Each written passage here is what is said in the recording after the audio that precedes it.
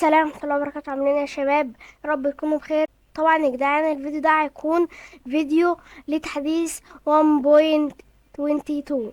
طبعا يا جدعان ماينكرافت هتضيف حاجات في 1.22 مثلا زي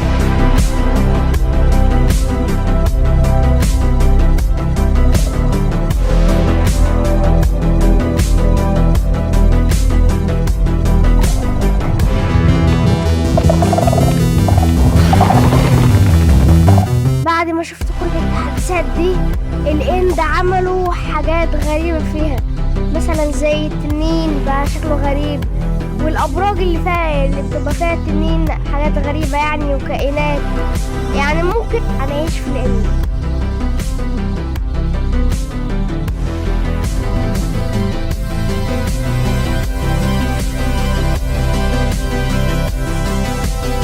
بعد ما انت شفت الاعلان يعني انصدمت يعني من كل الكائنات والحاجات اللي هيضيفها ماينكرافت، بس الفرحة مش هتكمل لان الهيرو براين راح يرجع.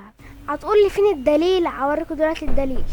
طبعا في كل تحديث لازم نكتبه ريموف هيرو براين، واللي معناها الهيرو براين محذوف. بس ولكن في تحديث 1.22 الهيرو براين مكتبوش ريموف هيرو براين. عرفتوا ايه المقصود من اللي انا قلته دلوقتي؟ طبعا الهيرو براين هيرجع رجعة شرسة.